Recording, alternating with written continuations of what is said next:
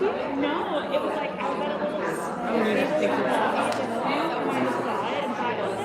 I like know the line. Yeah. So I said, oh, that's cute. And I'm just getting it out. And I picked it up. Hey. I want something.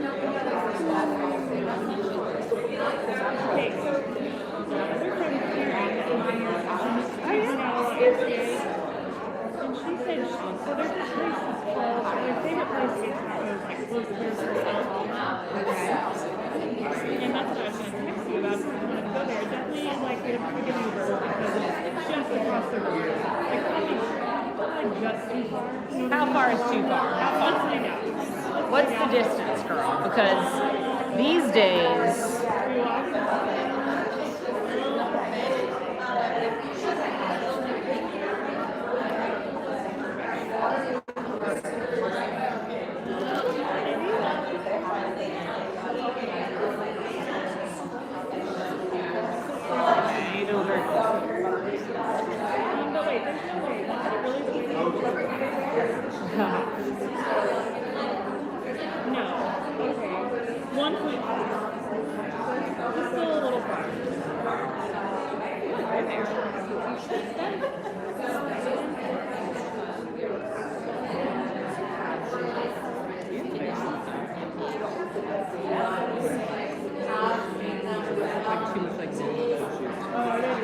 yeah, I was like, nope. I was like, the suede I like, but I was trying. Oh Lord, yeah. No, those are suede.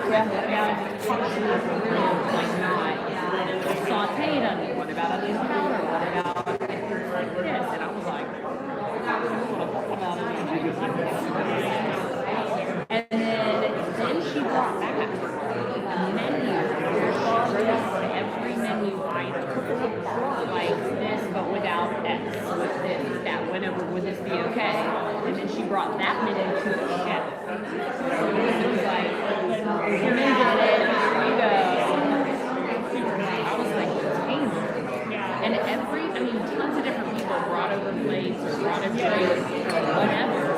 And every single one of them, solid view, like the menu was, yeah, like, see, this is like a lesson in service. And how to get people back and Yeah, and how to get recommended.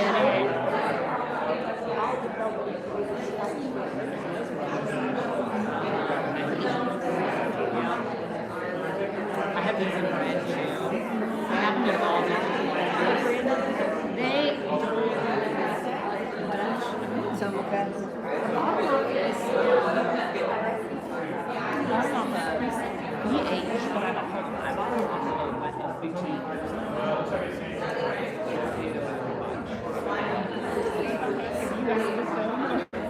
No! they were paid like that. That's hilarious. Okay, here we go.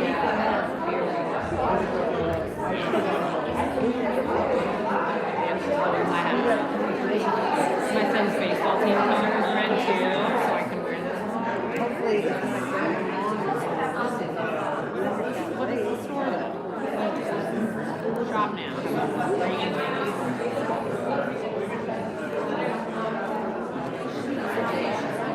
Walker Road stuff. That's it. Walker Road. I can send it to you. heavens You gotta text me that picture we have of the freaking And looking they- up your Instagram. And I was gonna say to you, thank you so much for getting all that video. Yes, I hope that was you. Oh, there's 100%. The last book cover I had, I didn't like the way they were going to show it. It was going to be the best one, so I just did that. And I wanted to let the public get Alright, so I also, let's see if I can find this sheer segment slide.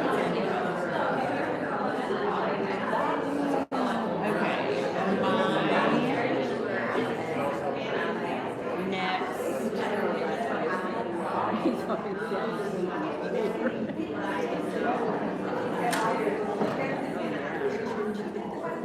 Brazilians, I think Brazil is far off. Rio is, they may be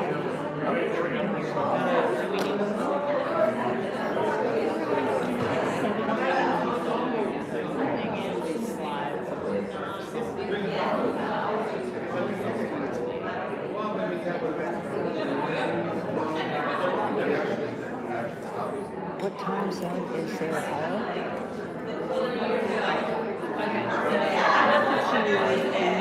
Not a new. I have to use a book cover for my next book. These are the 4 different books. There they all are. Like this green line is kind of like spine, but it would have a little bit of a wrap. Right. Wrap in. And then just the entire gist of it is that it is everything that's been out there, but everything that's been white men, like that. So it's Technical difficulty. the content it produces, you know, so it's all these men silhouettes. Oh yeah, you're just there. That's the concept, but look at them and look at them like. Of course. So they said they were staying in the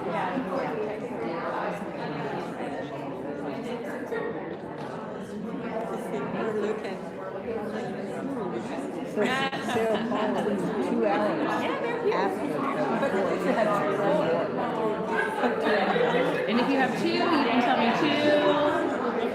Or if you have one where like, and this one I automatically pull out. I definitely like number 3. So there's 2 hours out of the 2. I had problems with it. Or if you like one, but maybe we'll change it for like, if you think all of the gaps. Using daylight saving. That's awesome, because I kind of like how it's like that, and it's really green as well. I agree with that, but I do like the silhouette all the way. Yeah. I think that this is kind of jarring. Yeah, it feels like it's like it's black. Like it Forgot something. Yeah. Yeah, but yes, I could see where the black on the face is not black. You're like a light gray. It's supposed to be faded. Not green.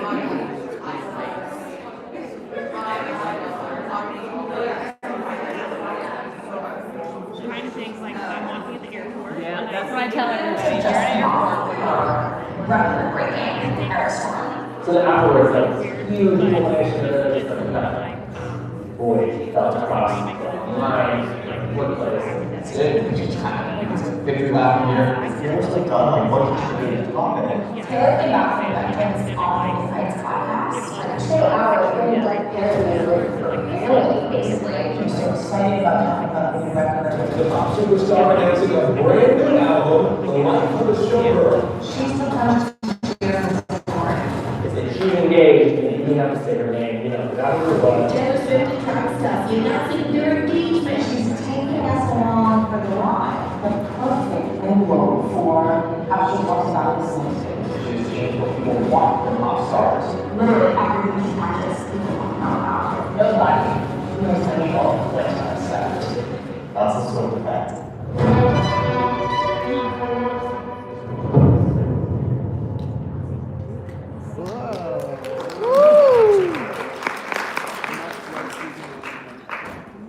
Hi, everybody. Hi, everyone. Hey. So, my name is Cody, Broadway, executive producer to NBC Universal, director of The Swift Effect. About 2 years ago, we were on the journey of trying to tell the story of Taylor Swift and the impacts that she has had across several industries. And this is where I ended up meeting Misty. 2 years ago, you were in the process of writing a book. So let's talk about your book. We can start there and kind of get into the story from there. Yeah, so I'm the author of Swiftynomics, How Women Mastermind and Redefine Our Economy. Came out at the end of January. And it's a book, Taylor Swift is the muse. I wanted to write a book about the modern woman, and Taylor just seemed like a really great example of doing all of the things that I think are really important for women to thrive in today's economy. So take me back to, say, the pandemic. I believe that that's where our conversation started 2 years ago. Why you got into writing? Yeah, so I'm an economist by training. I did my PhD in economics at the University of Minnesota, and then I went to Washington, D.C., and I worked as a research economist for 12 years. And I was working at the Census Bureau during the pandemic, and at the time I had a 10 and a 12-year-old and a spouse who also worked for the federal government, and when the pandemic hit, we all descended on our house. And I was in the throes of trying to figure out how to continue working while also getting my kids set up for virtual learning and dealing with all of their emotions about being trapped in the house. There was this phenomenon where my kids, whenever they were feeling overwhelmed or sad or lonely in the middle of the day, they would come into my office and disrupt my work day. Dad got full 8 hours of work, nobody bothered him. And so it was really hard for me to be productive. And the only thing that I could do was to do research on the thing that was most raging for me at the moment, which was, what are all the moms doing in this situation where we, a whole additional load of unpaid work had been kind of dumped on us. And so I started doing research on working moms. I was one of the first nerdy academics to come out with a paper on the immediate effect of the impact, or the immediate effect of the pandemic on mothers' work. Showing that mothers increased the amount of leave that they took when in March 2020 when the pandemic hit disproportionately to anybody else. And then I started writing basically short stories, blogs, but I started writing on Medium and about my own stories. So I have a couple of really good stories here about my relationship with my son during the pandemic. And since I published this paper, I had reporters starting to reach out to me and wanting data. And at the time, and it's still true to this day, the federal government doesn't produce any official statistics on mothers who work. The closest it gets is women who work. And what was happening during the pandemic was the work experiences of women without children was drastically different from the work experiences of women with children. So, in my Avenger mode, wanting to really get the story out there and have stories written about mothers and women with children that were data-driven, I started on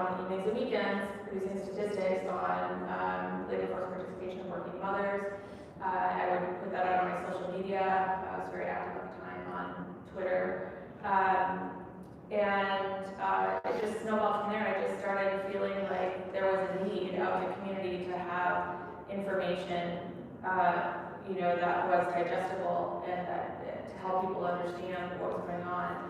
And I just started feeling itched to write a book since I really enjoyed writing on Medium. So I found that I really enjoyed writing, for a broader audience. And then there's a Taylor Swift spin to that too, if you want to hear that side. Yeah, talk about Taylor. How did Taylor?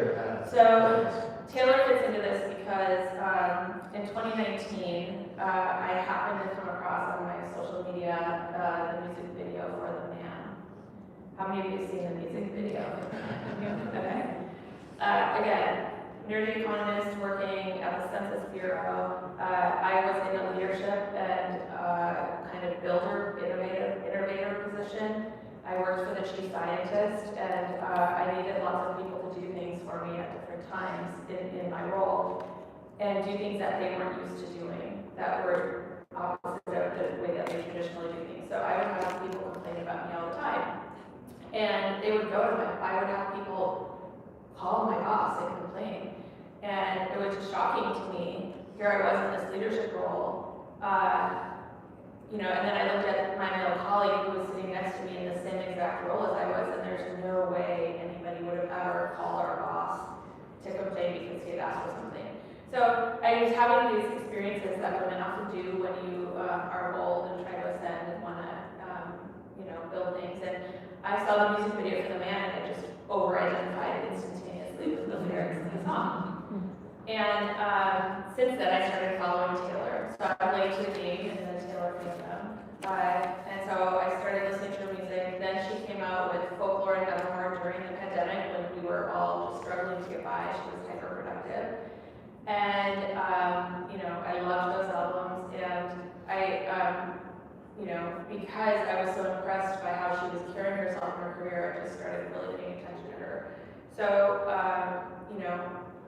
those two kind of passions that I had overlapped, and I just felt like, what would be a good way to write a nerdy economics book in a way that would engage a larger audience?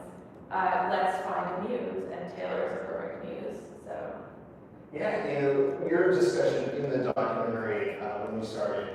First of all, the documentary, The Swift Effect, which is a series, was originally supposed to be a one-time project. We flew Misty into New York, did an interview. She did amazing. It was supposed to be 30 minutes, turned into being a 45 minutes to an hour long interview. And that's when I turned to my co-producer and said, we need to make this a series, because there was just so much details that you went into, which we're going to get into here in a bit.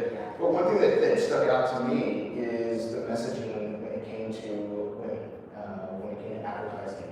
So Val DeFibu was another woman that we had set in on this series that shared her impact and when it came to marketing. From your experience and everything, how has that had an impact on today's society? The way that Taylor markets? Yes. Yeah, so one of the things that I think is really impressive about Taylor is, so there's a couple of many things, but Taylor is really authentic with her fans, and she really has been since the beginning, and I think that authenticity gives her a lot of power in the market in a couple of ways.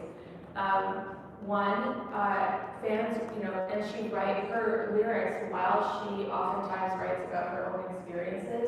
She writes in a way in her lyrics that is very much generalizable. So many people can identify with it because at the core are these core human emotions that we all have. And so I think the fact that she's always been so authentic since the very beginning has really helped her out as she ages and matures and moves towards kind of modifying or modernizing the way that she's marketing her material. Today she doesn't really need a marketing plan per se. Her fans follow her and they know. She just puts something out on social media and they know. She does these things that I think are really smart business moves, like she'll have variants. And when she does the variants, it's not just a variant for variant's sake. It's not just a variant just to get you to buy 4 of the same albums that have the life of a showgirl. But the variants give you something extra. She's always giving her audience and fans something extra. So like at Midnights, you could buy the 4 variants, and if you bought all 4, you could put them together and they would make a clock for the wall or for the wall. And part of that is just a smart business move, but the other part is that I think the fact that she does that makes even a stronger connection with her fans, because she puts out limited editions, and so when you get one of them, and you're lucky enough to get one of them, you feel like you somehow connected to a special space or a special component of Taylor herself. And so, I'm not sure that many people could pull off the marketing in the way that she does, but I think it's been really successful for her because of the fact that she really cares about her fans and is really authentic with them. And another thing about fandom that's fascinating was the friendship bracelets and how that became a thing and really took over. And right there at the end of their story, you started to see the giant friendship bracelet being passed from city to city. What does it say with the type of following that she has that this one idea from there took off on that? Yeah, so I'll do what I said I was going to do earlier, but I'll start from the beginning with Taylor. So Taylor started in her music career when she was 14, and she's always been really bold about her choices. She does things that are relatively uncommon or where the savvy business executive would tell her to do otherwise. And she does it because it has a specific intention for her. And so I think the fact that she's like that she interacts with her audience or with her fans in a very direct way. She writes lyrics about her own lived experiences, which are their lived experiences. And so when she writes songs, and there's a lyric in there about just make friendship bracelets, she's got just such a strongly connected fan base that they then say, okay, we'll make the friendship bracelets. And then they start it, and if any of you went to the Eras tour, so I went, and I'm from Kansas City, and so I went to Arrowhead in the Kansas City nightline.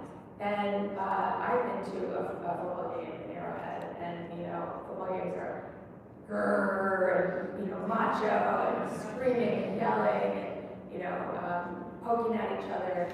And when I went to the Eras tour, it was all like, hi, tell me about yourself, why are you here? I mean, you're so about you, where are you from? Oh, can you take one of my friendship bracelets? And it was just such an amazing feminine community in like this steel iron, bowl of macho-ness.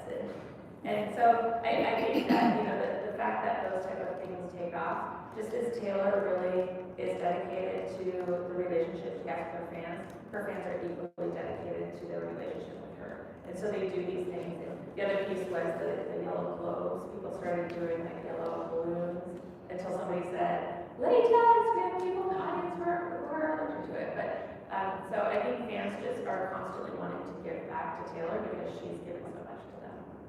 You mentioned the NFL. One aspect we looked at in the documentary, which was fascinating, is for years in the Super Bowl, a lot of cities would bid for the Super Bowl because of the impact that would have for jobs. Now we're starting to see, especially with Taylor, is that a lot of cities were wanting Taylor to come. Why is that, and what does that say just about on the entertainment side of things? Yeah, so I think it says a couple of things. One is it definitely speaks to the economic power of women today. Let's just be frank. One Eras Tour concert is the equivalent of a Super Bowl event in a city, and she would do 2 or 3 a weekend.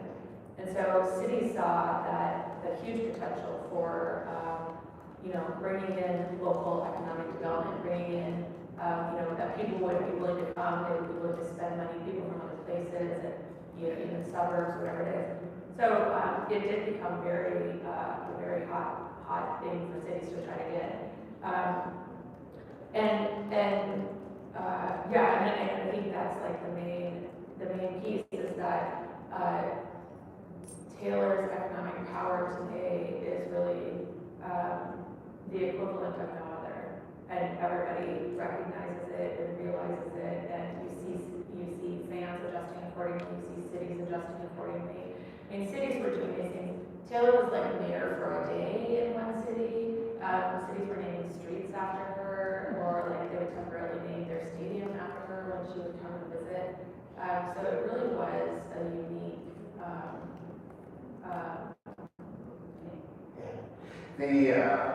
Right now we're in the middle of producing season 2, episode 2 of the Swift Effect, and it is over the wedding, the impact that we'll see there. Speaking of that, we're going to talk about Travis Kelce and the NFL and the impact that the NFL saw when that relationship was announced. Yeah. I loved this story.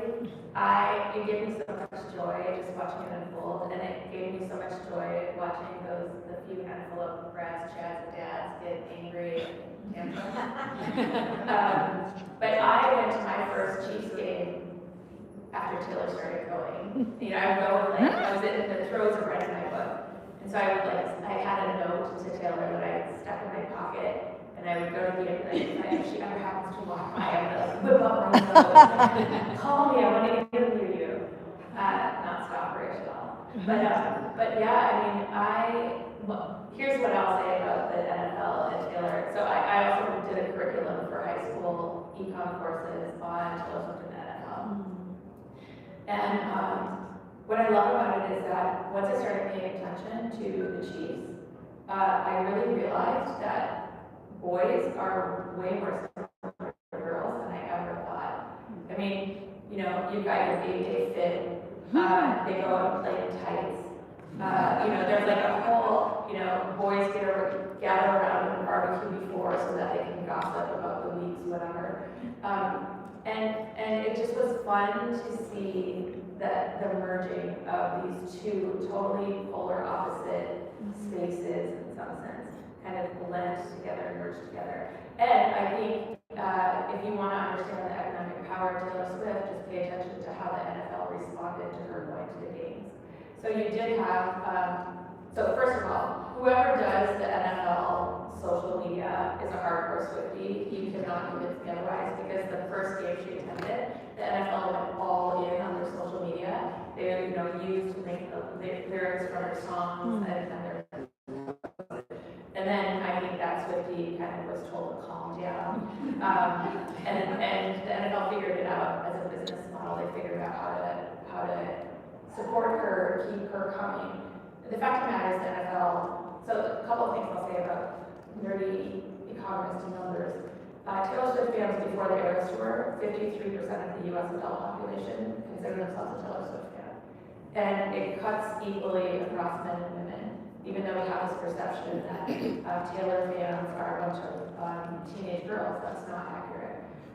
With the NFL, it's about 43%, I think, of NFL fans are women. And so it's a lot more than we kind of stereotypically think. And so the blending of this, and the other piece that I'll mention, even though 43% of NFL fans are women, the NFL had for decades been trying to engage with younger women and get them more interested in the sport. And they have never been able to do it. You can go back in the New York Times and you can see articles from like 10 years ago, 15 years ago, of the NFL trying to target a younger generation. All of a sudden Taylor shows up at a game and you've got a whole slew of younger generation watching the game. Nowadays with social media, we all have our own iPads or whatever it might be. When dads and moms or whoever watch the football game, their kids are usually off in another room doing something else. There's no longer this, I'm home on a Saturday morning, my dad's watching the only TV in the house, he's watching football, so I'm gonna sit here and play next to him and watch. That doesn't happen anymore. And the NFL knows that, so they're losing the younger generation. All of a sudden, if you watch social media response to Taylor, you've got all these young kids in front of the screen watching the game, waiting to see if Taylor pops up. So the NFL knew this, and they knew that they started going international because they want to expand their fan base. And I just think it's fun to watch the NFL try to maneuver. They are definitely on side Taylor, but they're also trying to, handle their Brads, Chads, and Dads. Yeah, it's fascinating.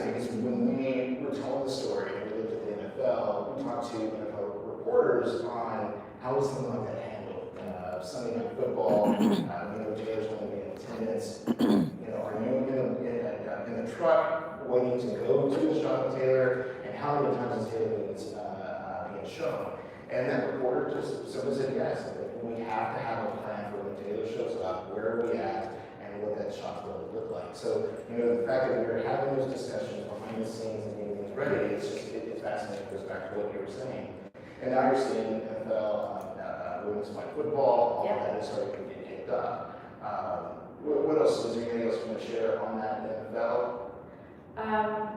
No, I don't think so. So I wanted to talk about getting back into your book. Yeah. You went and talked about a lot of historical stories of women and everything. There was one story in particular that you shared. I forgot the name out of the top of my head, but yes. Would you like to share that? That's such a fascinating story. That's great. Yeah, so I tell a story in the book. So there's a generations chapter in this book where I try to argue that women have been amazing forever, and I don't try to argue. I successfully argue that women have been amazing forever, and that every generation has some sort of Taylor. I'll caveat this and I'll come back to Frances Perkins, but the reason why I think we see Taylor as such a major phenomenon is because she entered our brain space at the same time as social media was exponentially expanding. So, Madonna could have, Madonna is like amazingly powerful in and of herself, but imagine Madonna in the time of social media, or, go on, imagine Dolly Parton in the time of social media. So, like starting off their career. And so Frances Perkins is a woman who, when I read her story, I basically said, she could be any one of us today. And so when I started writing about her in the book, my first intention was to just write her story and not tell you who she was, because you would listen to her story and you would think, oh, this is my friend, this was my mother. And then you realize that she's a woman who existed 100 years ago. Everybody kept on telling me that was too confusing, so I tell you right up front that it's Frances Perkins in the final version of the book. But Frances basically went off to college. She grew up in a household of sisters, went off to college, lived in college in a dorm, went back home, felt she had outgrown home. Like, how many of us have had that experience? You go home after college and you're like, they don't want me to tell them where I'm going, what time I need to be home. And so Frances then got a job as a teacher and in another state, moved away. She ended up going to graduate school, and she landed in New York. And she got married, she had a daughter, she worked in policy in New York. She had an aging mother who moved in with her. And then she was offered a position to go to DC and be Secretary of Labor. So maybe at this point in your head, you're saying, this does not sound like every person I know. But the storyline of having a career and balancing with family is so relatable. And so Frances Perkins was Secretary of Labor during the Great Depression. She was the first female Secretary of Labor. She basically is the reason why we have Social Security today, why we have unemployment today. And there's like a third major policy that I'm always forgetting. But she's the one who got those implemented. And I find her story fascinating because I think lots of times as women, when we kind of age and become, young adulthood, and like in young adulthood today, so I have an 18-year-old daughter now. I mean, they don't think that there's any difference between genders. They think that they can do anything that boys can do. The boys also can do anything that boys can do. And that was true for me too when I was 18. But like as you start getting into your jobs, and then as you start having children, all of a sudden you realize that truth isn't really a truth anymore. And so one of the reasons why I like the story of Frances Perkins is because she really exemplifies how women have always had to struggle within a society that wasn't built for us, right? We live in a society that was built for the ease of men or caregivers. We live in a society that, where you could people who have jobs, the expectation is that you can go to that job and whatever caregiving you have in your family, somebody else will be there to take care of it. And usually if you're a woman, you're the one who's supposed to take care of it. And so I just think she's inspiring because she did so much under such pressure and 100 years ago that I think she should be an inspiration for all of us. So you mentioned that each generation has a Swift, for example. I get this question asked a lot whenever I'm giving speeches or doing Q&As about the Swift effect. Do you think we'll see this happen again sometime in our lifetime, where Taylor's impact has been across several industries? Yeah, I mean, I don't really know. I think one of the uniquenesses of Taylor, again, I think there's three things that have really driven Taylor's success. Her authenticity, the fact that she leans into reinvention, all of her eras, reinvent, every time she reinvents, she's hopping from era to era, and she's a mastermind. And so I think that, those three things are what make her, in my head, so uniquely famous and successful. The fact that she is really good at being truly authentic with her audience. And when she has a barrier in front of her, she doesn't let that stop her, and she doesn't get dragged down by it. Maybe in a minute or a moment she does. It's easy to get frustrated when you want to do A and there's somebody there who says, I don't believe you can do A, or I'm not going to let you do A. And so maybe she gets kind of bogged down in the moment, but she's so good at stepping back and saying, okay, I'm not going to let my story be the story that they believe. It's going to be the story that I believe, and I believe I can get to A. So what do I need to do to maneuver around this block and get to A? And I think any of us can do it. I just think that we don't either really believe we can do it, or we get too caught up in all of the craziness and the chaos to be able to successfully maneuver that way. So I don't know if there'll be another Taylor Swift. I don't think that there will ever be anyone exactly like her, but I surely hope that for next generations there's somebody like her who can carry the torch. Yeah, she's opened the door, so we need moving forward. Final question I have before we get into Q&A is, what is the number one takeaway? What is something that you want people to take away from your book? Yeah, so I wrote this book in my late 40s, and I spent my 20s and 30s and early 40s often angry and pissed off because everything was twice as hard for me as some of my male colleagues. I was having to do a lot of balancing of, when my children were toddlers or infants and toddlers. We would take them in a double buggy train into DC, and they went to the daycare, and I was at Department of Labor and went to the daycare there. But people would glare at me, and I would never look anybody in the eye when I got on the train because I didn't want angry stares. And it was so difficult, and I struggled so much, but and so what I want people to take from the book, one is, so by the time I wrote this book, I didn't have it in me anymore to be angry and bitter. Like, I just didn't have it in me anymore, and I wanted to really focus on the ways in which we can, even if the world outside of our homes isn't necessarily structured for our success, we do have some ownership and agency over interacting with that world to make it better for us. And so my hope with this book is to really shine a light on how inspiring Taylor is, give women, empower women to feel like even though the struggle is real, if we stick together and if we keep our voices up at the front, and if we figure out how to not get consumed by the patriarchy, we're actually way more powerful than we give ourselves credit for. And so that's what I hope people get out of this book, is just to feel really a different perspective about the world around them and feel more empowered to live in it fully. Well, it's a fascinating book, and I'm excited to get to the questions. We could start the Q&A. We already have some. There we go. Well, this is pretty amazing. Thank you for sharing this.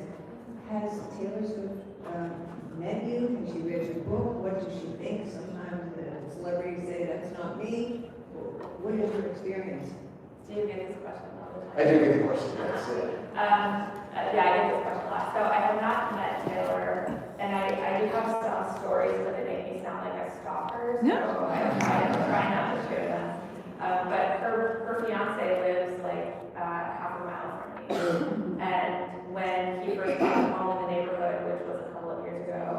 everybody in the neighborhood was buzzing.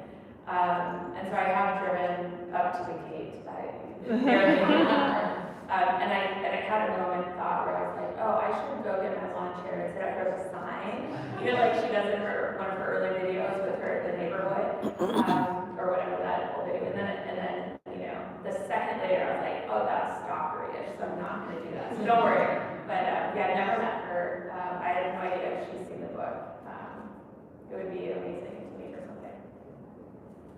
Okay, I'll address the nerdy, not the Swifty. The motherhood penalty is already very well Established. Yeah, established. And we have another layer, which is women knowing that, not wanting to have children.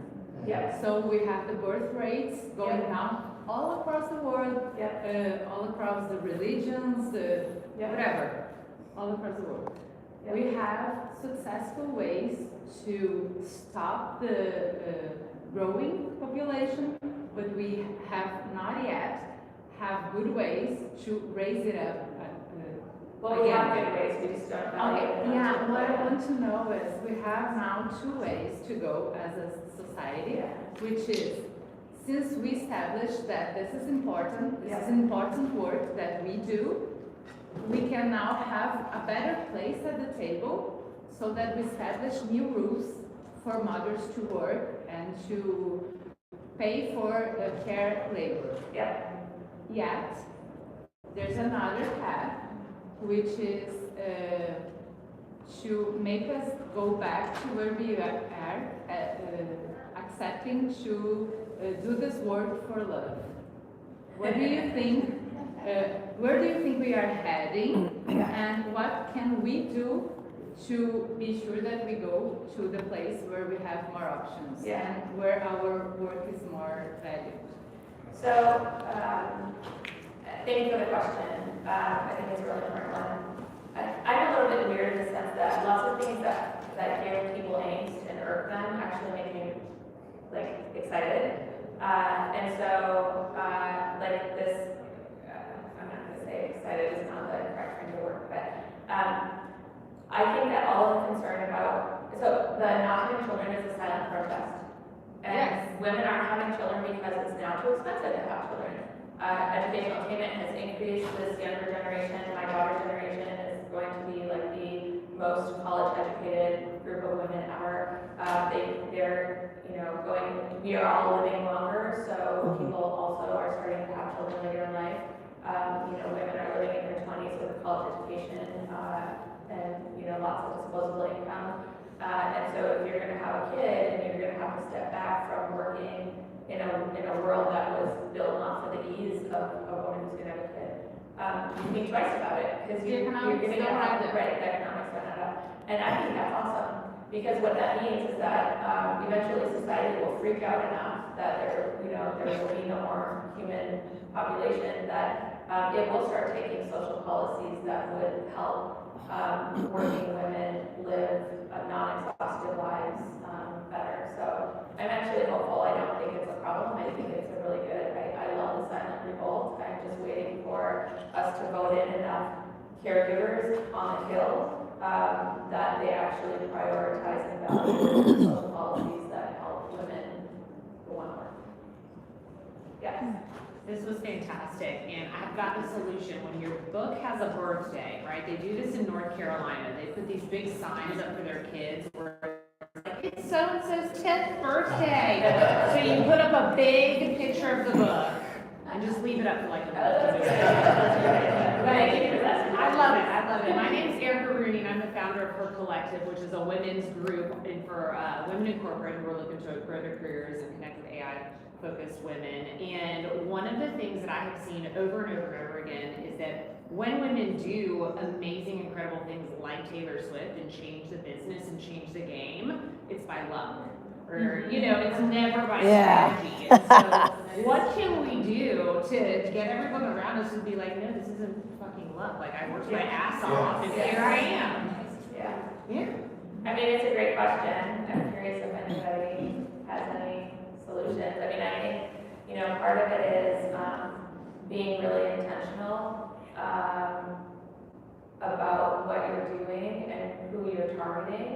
I mean, there's a whole bunch of luck involved, but also there's a whole bunch of, she's got an amazing team around her. Yeah. But there's also a hell of a lot of luck for the men too, so why isn't it luck for them? Yeah. That'll be the next research. Exactly. Thank you for your question. Thank you. I have so many funny stories about being a woman in the men's world 40 years ago in the work environment. But anyway, the description of this suggests that you're going to talk about caregiving and gender labor reforms, and I would love to hear you speak to that. Yeah. So I talk about this in the conclusion of my book. I don't think that this is rocket science in terms of how we create social policies that better protect caregivers. If you were to ask me what's the #1 priority, I think the policies that we should implement that make sense, it would be universal childcare. Yeah. And the reason why I say that is because we already have universal childcare for kids ages 5 to 17. It's called public school. And so there's already a system in place. You just have to lower down the number of years. I'm often told that the response is, where are you going to find the money? And my response to that is, where did you find the money to bail out the auto industry twice? So in my lifetime, the auto industry has been bailed out twice. The banking industry has been bailed out, too big to fail. The airlines as well during the pandemic. And so this is a value proposition. And the fact that we do not reprioritize resources towards funding care policy and social policy for the next generation is a value-laden decision. And that's why I think we need more caregivers on the Hill and more caregivers in Congress. Historically in the US, we've had people in Congress who have something that I call care privilege. And that just means that they get their daily body result if somebody else who takes care of their care needs, who makes their meals for them, washes their clothes, makes their bed, cleans their house, watches their children. And when you live in a care privileged life, you often take it for granted and you don't recognize the actual amount of work that's involved in caring for humans. And so I give all those old white men a pass because I just think that they're care privileged and it's too complex for them to understand. But that's why I think we need to vote them out and vote in a fresh group of folks who really understand the lived lives of working adults today. I work in finance, so I can say it's a pretty male-dominant world. And I wanted to know, in your career, have you ever had any, I'm sure you have, but situations where you had to mold yourself to fit this male standard so you could be noticed? Sometimes I feel myself having to talk about sports, having to ignore them talking about women, so I'm like, yeah, she's hot. Just so I can be noticed and to feel part of their group and be called happy hours, because I know the social environment around the work is just as important as your performance. And sometimes I get a conflict within myself, like just lean in, it'll be good for you, you'll grow faster, you'll be noticed more, but sometimes like, no, this is really against what I believe. I'm not going to push my feminist boundaries just so I can work up the ladder. And I'm constantly conflicted with which way to go. So I was wondering if you had an advice or So my advice would be probably the fastest way to grow is not through direct interaction in those spaces. So for myself, I took this women's leadership training once, probably in my early 30s. And it was this woman from the Navy, and she was like amazing, just total girl boss. And she would tell us that she would go in her car on lunch breaks and take naps. Because like the nap was the next generation of a cup of coffee, and she was just amazing. And she told us you have to have, for women leaders, you have to have multiple mentors or sponsors or whatever you want to call them. And they need to be both men and women. And so I, in my overachievingness, took her totally seriously. And so for the next 5 years, I looked for somebody who had a job that I wanted, that I thought would look like a lot of fun, and I would cold email them and ask them if they would mentor me. And I said it would be from September to May, just once a month, 45 minutes. I I will go to wherever you are. I will bring the agenda. All you need to do is like be in your office at a certain time, dedicate 45 minutes to me. And I never had anybody say no. And every year I would do 2 mentors, one male and one female. And the first month I would ask them to tell me their career path. The second month I would tell them my history and where I want to go. And then after that, I would always have problems in my environment at work that would come up, and I would brainstorm a solution problem with them. Those mentors have given me jobs to excel. They've given me so much more than like hanging out at the water cooler with these idiots who are talking foolishness. So I would say think like Taylor and mastermind your way to that path. And mastermind your way to that path doesn't mean that you have to put up with or pretend to agree with John. Wow. Thank you for this. I was really excited to see it on the program. So I work at the Smithsonian American Women's History Museum, and we just launched our program, or our last project on the world history of women's financial independence over the last 50 years. And so one of the things that we are trying to do is to show like this work that's been happening, organizations, laws have been changed, things have been created by women, for women over the last 50 years. And we're also trying to, my job is to try to get this, I work with digital engagement with communities and partnerships, and to try to get this to kids, and to get like middle schoolers, teens, thinking about and connecting women's history and financial independence to financial literacy and financial education. So I say all that to say, you talking about, you said that you made a curriculum for high schoolers, economics, and then of course thinking about the using the angle of Taylor Swift. And so I'm curious about like, I know this attracts like a lot of people, but do you see this as a way, or how do you see this as a way to help younger people think about this? Especially, I'll say this, especially in a time when trad wives and all this sort of thought, like there's a sort of like turn in some ways to like, you know, not thinking about economic mobility, like some people think about it. So, I think of those questions. First of all, I have to trad wives. I'm sorry, and I said this just a minute ago, but I often have alternate views from our general reaction. I actually, you all know that trad wives work, right? Like the trad wives you see on social media, they're earning money from acting like a trad wife. They're not actually a trad wife. So just like first off, and so and then all of the pushback that we have now voted in some guys who really love to pound their chest and say big things. But for me, all of that actually I think is hopeful, because what I see happening in society is that women have acquired enough power that it's making the level at the top uncomfortable, and they're pushing back. And they wouldn't be pushing back if they didn't feel threatened. So, the pushback to me is noise, and it's the way it's always been. 2 steps forward, 1 step back. But so that's the thing about the track. As an economist, like my goal is, okay, you're a human and you have preferences, and then you have limited resources around you. And you have to make decisions about what to do with those limited resources, and you try to do it in a way that makes you feel the most fulfilled and the most happy, right? And so if my preference is to stay at home and take care of my kids instead of taking them to daycare, then I want you to do that. If my preference is I want to be able to, make my, continue down the road of my career, but I want my kids, while I'm working, to be in a safe and secure and well-rounded space, I want you to be able to do that. And so, I think women are getting really smart nowadays in the sense that we're no longer fighting each other. It used to be really easy for the people at the top to get us to fight each other.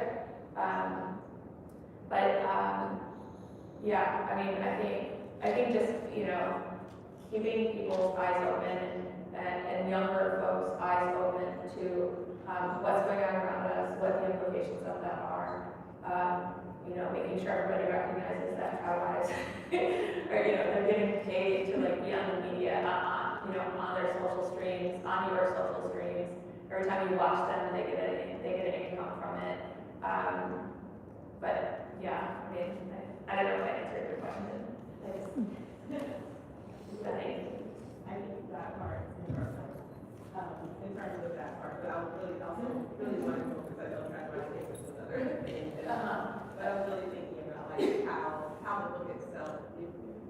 of the feedback Yeah. from the younger generation, because of Yes. So that was one of my goals is in bringing in Taylor Swift is that so that it would be something that is digestible for the younger generation. And I gifted all of my daughter's friends from high school. I gifted them the book because I really want young women and young men to read it. I really hope a lot of men read it. I mean, it's intentionally super girly because I think that one of the things that Taylor does best is she owns her girliness. She loves glitter, she loves paint, she loves cats, and she doesn't care if you do or don't. And so the cover of the book is really girly, but it's really a book that, I think, in fact, it's more important that men read it than women do. Hi, I'm from Brazil, from Juliana. I'm from a company called Todas Group, that's an organization, a company that supports women growing their career. We just did now March is the month of the women, right? Last 8 was Women's Day. And we did research in Brazil with about 1,500 women to find out who were supporting them growing in their career. And also we asked what was the main problem for them in their career. And one thing that appeared is one of the things that you just said about, I think the number is 46% of women want to balance between career and family. The second one, 14% health, mental health. And the third one is 39% job security. And one of the things I think 2 days ago, I got in touch with one of the statistics about venture capital, because women are just supported with 2% of capital, but they founded 49% of the business by 2004. And in the same research, the same line, they found this business because they want to be their own boss, to have balance, and to have a positive impact in their community. But the balance appears like they are trying to be business women, and they're trying to go to be their own boss, and they still have problems there. But one of the things that's funny is that because they are succeeding, women businesses have 25% more chance of giving back to the investors than business. So they don't have the money, the capital money, they are trying to, and even if you have like healthcare, there's a time that the healthcare stops, right? Like 5 o'clock, you have to live and pick your children. And the companies are pushing back for everybody to go full time. So on this pressure on women. Yeah, it's a struggle. It's a real struggle. And I think we all want balance. Having a family and taking care of a family is a full-time job. So if you do that and you work, you're working 2 full-time jobs. Or if you work full-time for pay, you're working 2 full-time jobs every single day. I have done that my entire career, and it's very exhausting. So it's not, it's not surprising that women want more balance. There's a couple of ways I get more balance. There's more than a couple, but a couple of ways that you get more balance is, men picking up more of the unpaid, invisible labor at home. Another option is social policies that provide more of a structure. I'm a big fan of paying caregivers, family caregivers, because I think that's the only way that society is going to actually value us the way that we should be valued. They will quickly realize how much of our own money, time, and effort we give every single day to make sure that the next generation of workers, if you will, grows up to be healthy and well-rounded. I think the next steps in gender equity in the workplace actually have to do more with our legislative bodies and homes than they do with the workplace. Hi, my name's Haley. I had a question about, I'm trying to figure out how to word daughter. It's greater kids, they're all boys. And We just had a song written about it. I know. And I know she definitely struggled with trying to balance being a mom and going to work. And I know she stayed home like for some time playing with brothers. And she felt a lot of the times my dad was not very helpful in, taking care of us and just didn't do as much as he could. And even now he does stuff a lot more. It took her a long time to get here. I'm 19 and barely started doing anything. She also struggled with postpartum depression, and my dad is not a believer like at all. I guess my question is, how can we kind of enforce more of like household and motherly duties, quotation marks, onto the men as well within the household, that like teach them, like, is this a conversation that we're going to constantly having to be rehab, or is there a way that we can implement it more? Because I guess it does just depend on it. Yeah, I mean, so there's a couple of things. One is, there's a couple of people today, like Eve Rodsky has a book called Fair Play, which talks a lot about this. Reshma Saujani has been doing a lot with Mothers First, for Mothers First organization. But honestly, again, if we pay caregivers more, men would step up and do the work. So, I'm a big fan of paying unpaid family care, because you can get them to buy into it. Yeah, and I'll chime in on that a little bit. My wife stayed home, and that is one of the biggest struggles I think I have personally, is that whole divide of providing and trying to do what I can to help her identity as well. And that is something that we continue, especially for the past year, really trying to work on what are things that I can do as her husband, and partner to help with her as well. And I think that's one of the things I know growing up. I didn't have a dad, I didn't have that father figure to look up to.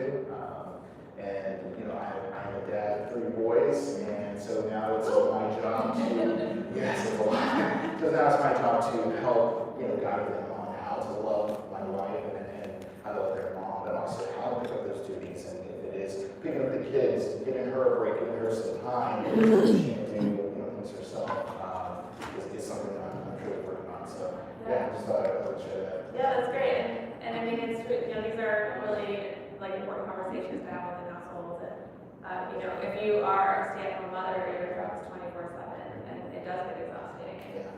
So there are lots of conversations I think we need to be had in terms of like how do we balance this and how do we survive to the end. I could listen about it every day, all the time. Hi Misty, hi Cole, nice to meet you. It was a pleasure to hear from you. I will read here to make sure that my English is okay for you, okay? My name is Cecilia Spagner. I am the founding director of Daliv, a venture company that invests in legal tech startups, and we actively try to prioritize companies led by women.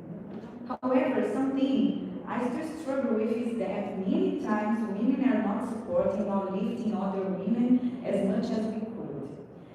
And in my field, it's actually difficult to find female founders leading startups. So my question is, how can we build a stronger culture where women actively support and invest in each other? In the same way, funds and the community support global icons like Taylor Swift. And how could we replicate that kind of collection support for powerful female artists and entrepreneurs in countries like Brazil? For example, with artists like Anita. I don't know if you know Anita, but women used to say bad about them. How can we support each other? Yeah. I honestly feel like one of the ways we do that is by looking at our younger generations. I think that they are really good at supporting each other. I think when we're in jobs that are dominated by men, like most of my career has been, I actually, there's a couple of ways that you do it. One is you don't repeat what you might hear from others in terms of, putting people down, whatever it may be. But the other is, sometimes there's not enough women to go around. So one of the just natural human defaults is, like, if you want to excel, you know that there's not women in this space, so you've got to compete. We think that we have to compete with the other women. And that's not true, but we kind of fall into that default mode. I think in like a really strong male leader who, you know, can encourage more of support around the women and their experiences in the organization can help. You know, so again, I mentioned for 5 years I had one male mentor and one female leader, or female mentor for every single year. And the men gave me something much different than the women did. The men actually said, let's figure out how to get you to this. I'm gonna figure out how to get you to this next step, right? It was less about a process, it was more about action. The women were all about the process. Like, you know, what are ways that I can help you strategize this experience that we just had and think about it differently. So, you know, I think I'll just say that it's in a space where, you know, the gender imbalance is off. It's often important to look to multiple people within that space, and also say things to other women like, hey, let's you know, figure out why people are feeling threatened, because people do that when they feel threatened. I think it's figuring out why people are feeling threatened, and then trying to minimize whatever that perception of threat is. Yeah. Awesome. Well, thank you guys so much. Misty will be around for book signing on the 6th floor. On the 6th floor, so we hope to see you guys there. Misty, again, thank you so much for the great book. Thank you. Looking forward to it.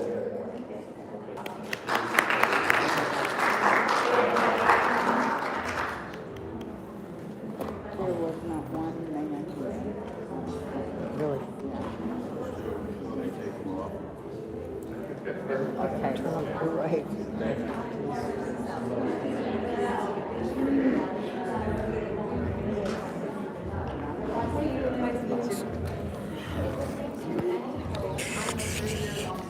How are you?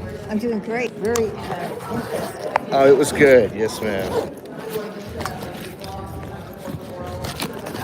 And good luck with your wife, and thanks for trying so hard. Oh, yes, ma'am. Thank you so much. Thank you. I appreciate that.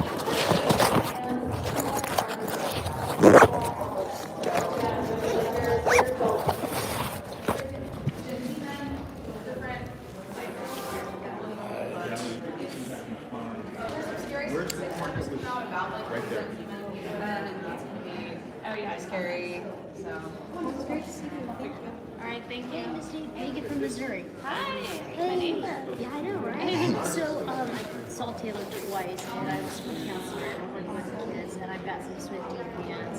So I wanted to find, because I met Kelsey's brother's manager, and then Taylor and Travis, kids who just signed up for it, new stuff, all that stuff. So I wanted to connect with you. Yes. Possibly, can I give you my contact in any way? Is there a way